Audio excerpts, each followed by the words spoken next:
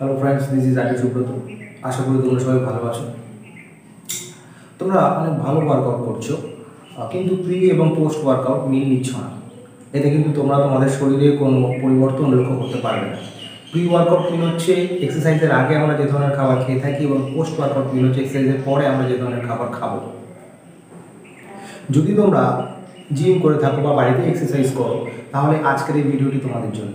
তাহলে প্রথমে আমরা কথা বলে নিই প্রি ওয়ার্কআউট মিল, অর্থাৎ ব্যায়ামের আগে আমরা কী ধরনের খাবার খাবো। আমি তোমাদের বেশ কয়েকটা খাবারের নাম বলবো, তার মধ্যে থেকে তোমরা তোমাদের সুবিধা মতো যে কোনো 2টি বা 3টি জিনিস বা খাবার তোমাদের মিলের সঙ্গে অ্যাড করে নেবে। তাহলে আমাদের প্রথম যে খাবারটি আসছে সেটি হচ্ছে কাঁচা ছোলা।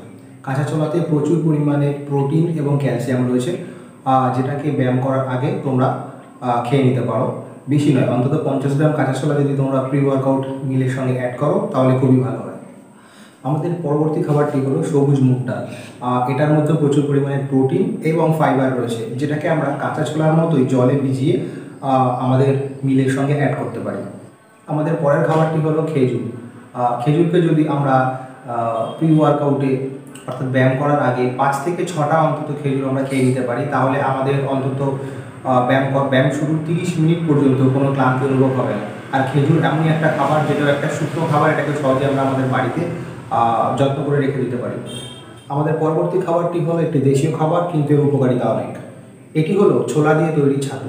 ছাতুতে প্রচুর পরিমাণে প্রোটিন, ফাইবার, ক্যালসিয়াম, ম্যাগনেসিয়াম এবং এই ধরনের আরও অনেক পুষ্টিগুণ রয়েছে।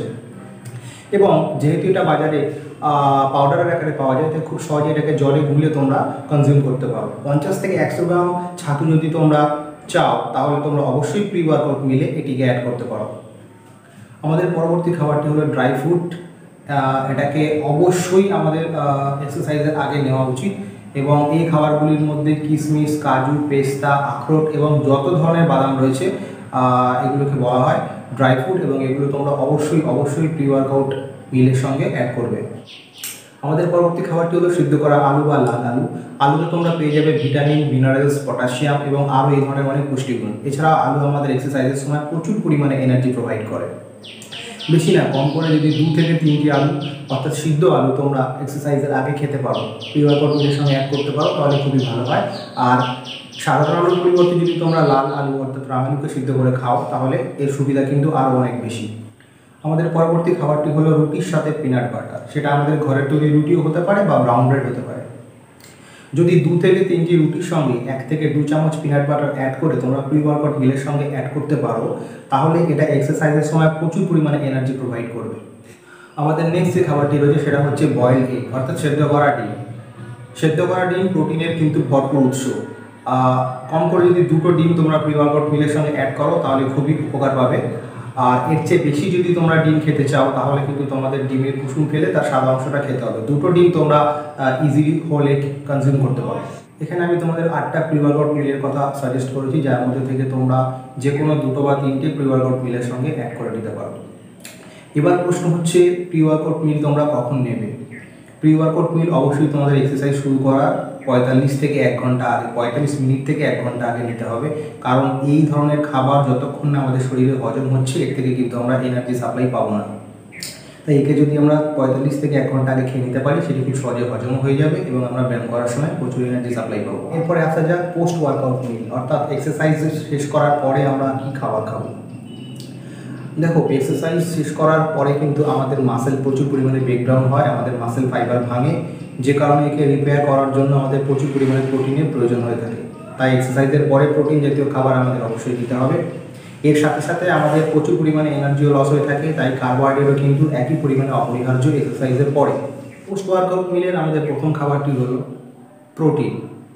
যদি তোমরা প্রোটিন পাউডার কনজিউম করে থাকো, তাহলে খুবই ভালো হয়। হোয়াই প্রোটিনের কথা বলছি, কারণ ব্যায়াম করার পরে ইনস্ট্যান্ট আমাদের প্রচুর পরিমাণে প্রোটিনের প্রয়োজন হয়ে থাকে। আর হোয়াই প্রোটিন এমন একটা জিনিস যেটা খুব তাড়াতাড়ি ডাইজেস্ট হয়ে যায়, এবং আমরা তার থেকে ভরপুর পরিমাণে প্রোটিনের সাপ্লাই পেয়ে থাকি। এখানে একটা কথা বলবো যে যদি তোমরা হোয়াই প্রোটিন নিয়ে থাকো, তাহলে অবশ্যই সেটাকে জলের সাথে গুলে খাও, দুধের সাথে নয়। তার কারণ দুধের সাথে গুলে যদি তুমি হোয়াই প্রোটিন নাও, তাহলে সেটি হজম হতে অনেক টাইম লাগবে। আর জলের সাথে গুলে নিলে সেটি ইনস্ট্যান্ট আমাদেরকে কিন্তু প্রোটিনের সাপ্লাই দিতে থাকবে।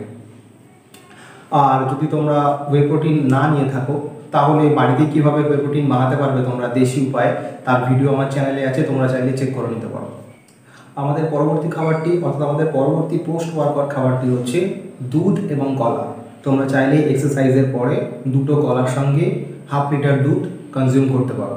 আর বাজারে যে ধরনের বড় কলা পাওয়া যায় সেগুলো বাদ দিয়ে তোমরা যদি ছোটো কলা অর্থাৎ কাঁঠালি কলা নিতে পারো তাহলে কিন্তু এর থেকে প্রচুর পরিমাণে তোমরা এনার্জি সাপ্লাই পাবে।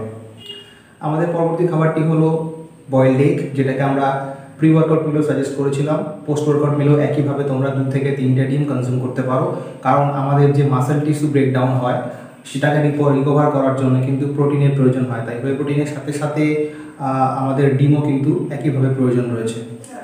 এগুলো গেল আমাদের প্রি ওয়ার্কআউট এবং পোস্ট ওয়ার্কআউট মিলের কথা। এছাড়াও আমরা কিন্তু আমাদের দুপুরের খাবার বা রাতের খাবারের সঙ্গে হোয়াইট রাইস, ডাল, বিভিন্ন রকমের ভেজিটেবল এবং অবশ্যই ফিশ আর চিকেন, এগুলোকে কিন্তু অবশ্যই কনজিউম করে যেতে হবে যদি আমরা একটা অ্যাট্রাকটিভ ফিগার বানাতে চাই।